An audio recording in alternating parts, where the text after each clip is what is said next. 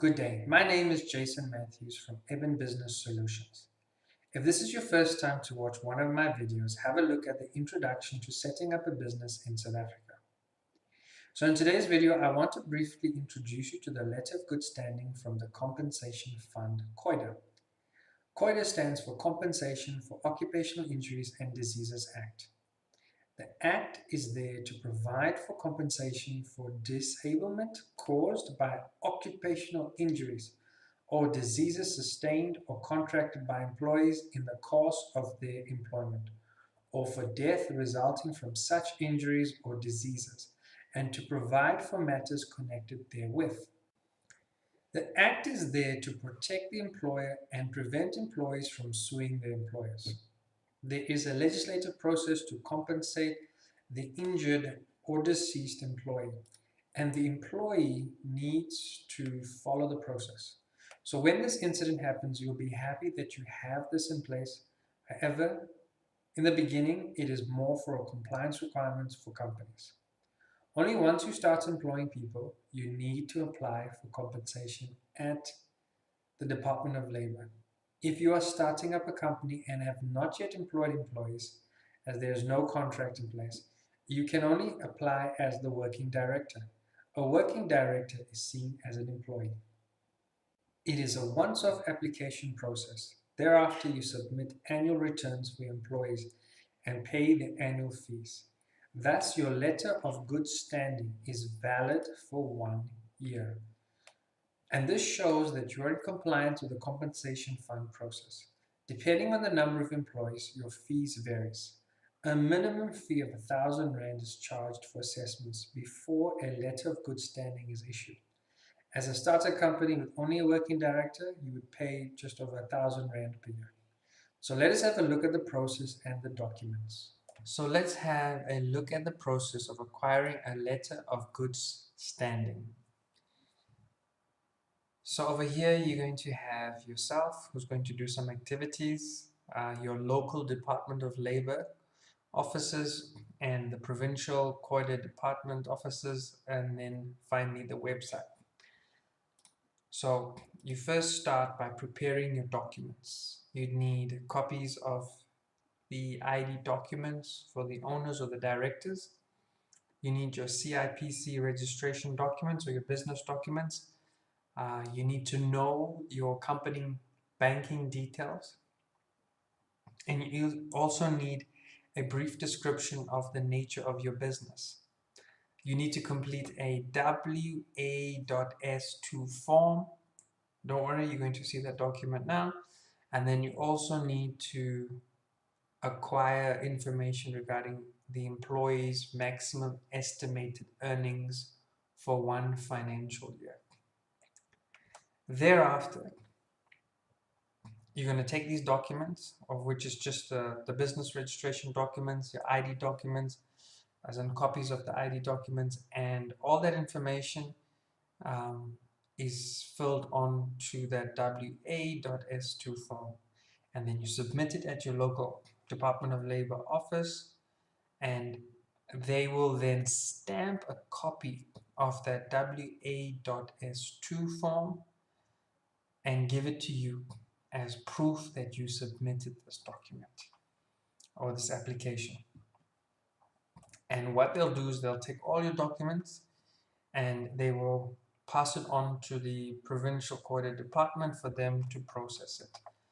So give them time, they will register and log it on their system so that they know where your application is, especially when you want to follow up.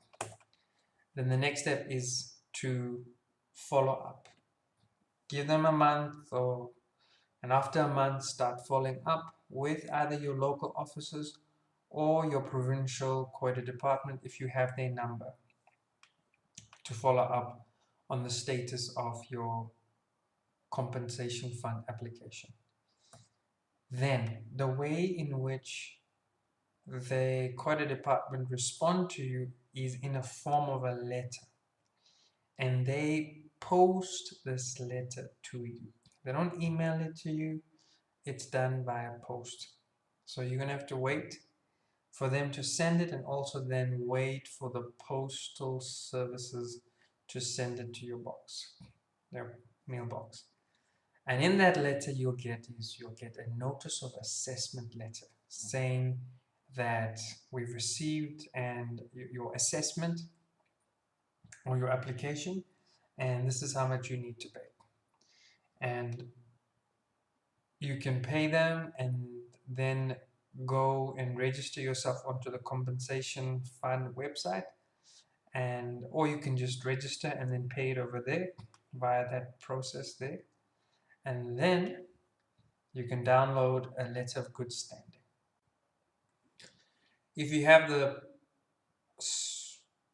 stamped application forms, use that as your reference, and also as a reference to the companies that you are trying to apply to notify them that you have started the application process and now you're waiting for the Department of Labor to issue that letter. Okay, so what we're going to do now is that we're going to go through the steps one by one and have a look at those documents. I'm not going to go through it in detail. However, you're going to get a glimpse of what these documents look like. So let's start with step one, where you need to prepare some documents. And you can go to the Department of Labor website, where they have a lot of information. They explain what is COIDA about from a legislative perspective. They've got a lot of documents that you can download to understand it. And one of the documents that helped me was a guideline of how to complete this WA.S2 document. In essence, is the application form that needs to be completed when you're applying to the compensation fund. Alright, so as I've mentioned, the things in yellow that I've highlighted here are important. You need to give the date on which the first employee was employed, and there's a whole lot of instructions to explain to you, especially if you're of a different type of business, of construction or farming. How do you complete this? Because they want to know, the compensation fund would like to know what is the value of compensation, what is the levels of risk that's in your company, and that's through information that you share. And also you're going to be providing the maximum earnings per person, which is also which will help them determine what is the fees that's required. And take note, this is everything you're doing is from a perspective of compensating. So it's like an insurance. You need to pay, you need to provide details of the kind of business that you do, and in return they will assess and highlight this is your annual contribution that's required in case any injuries take place. So over here we have an example of that form that you can acquire on the website. However, rather get this information from the Department of Labor on the inquiries queue. I normally go in the afternoon when it's a bit more quiet than in the morning. This is the document that you're going to complete. Ideally, you'll complete it by hand, identifying yourself as a company.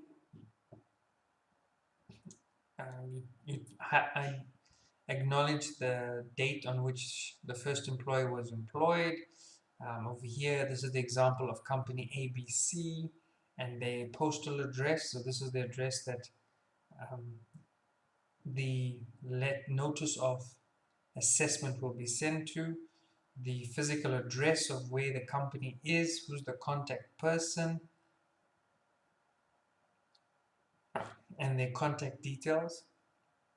These are the ID of the directors or the partners, and this is the registration number of the company ABC.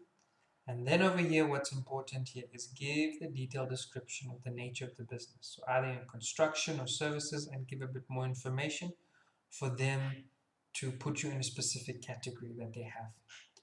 Thereafter, there's many other questions which are applicable for your discipline or the type of business that you do. So this was not really applicable for me because I'm in a consulting space. And then here's more information about the owners. Some of this information is not required. And then this is the portion where you gather all the employees that work for you and what is the annual earnings that's being paid to them.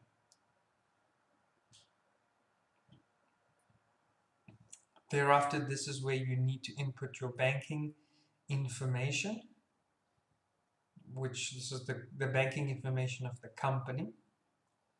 And then finally you sign off and you date it. And this is the document that you would submit with all your other supporting documents at your local Department of Labor offices. And this is normally done in that afternoon time slot, where you sit down with a consultant. They'll look at all of your documents and make sure everything is correct. So now all your documents are prepared and you're submitting it at your office. It's only now your WA.S2 form and ID documents and your CIP registration documents. And normally it's not all of the documents that's required. It's normally your 14.1 or 14.3. However, bring a pack of copies and let them decide which ones they want to take. Then the next step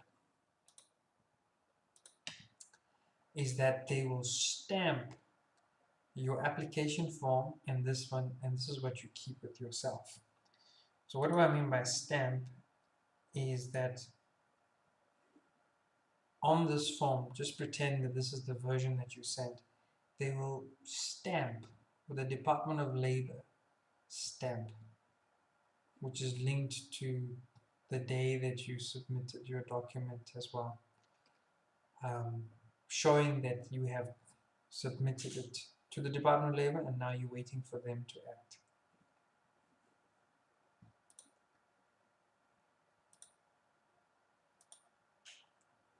And they will then gather your documents and send it to the Provincial COIDA Department.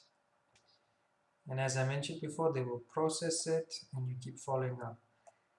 Then you will receive via post a notice of assessment. So this is what the notice looks like. And it's called a W.AS.6 form.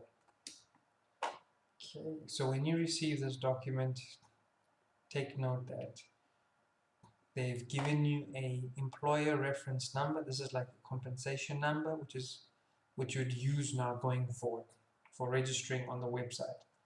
It'll be addressed to you. Your address is here, and this is a provisional assessment for the previous year or current year. And in this example here, it was just a working director, and this is the fees that was required for that person. And then they give you bank details to say, please pay that fees and use a reference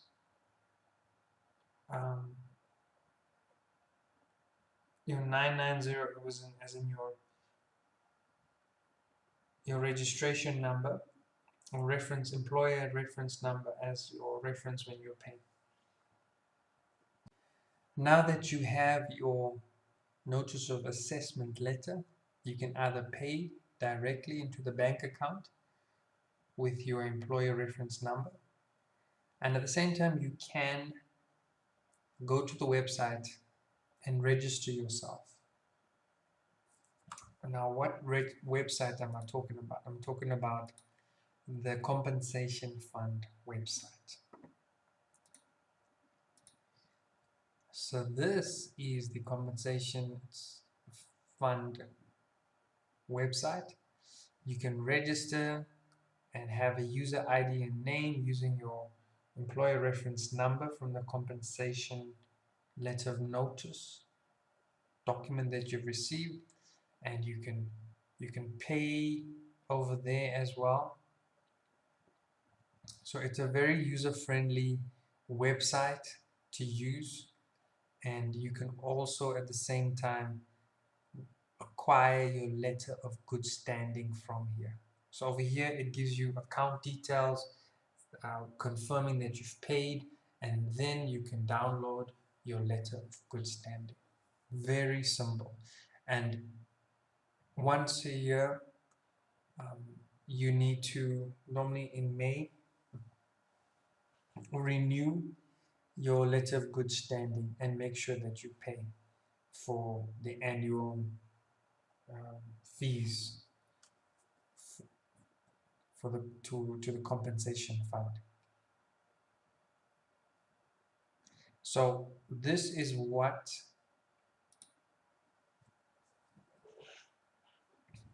you are waiting for finally, a letter of good standing.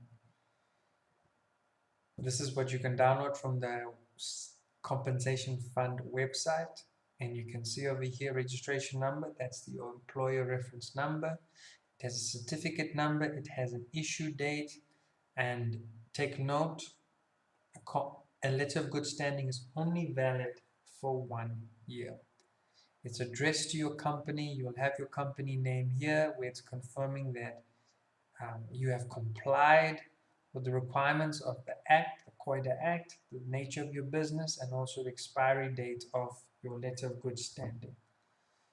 That's it. So this is a document that's required when you are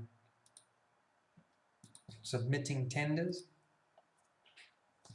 or updating your information on procurement portals for different corporate companies. So thank you for watching, and see you next time.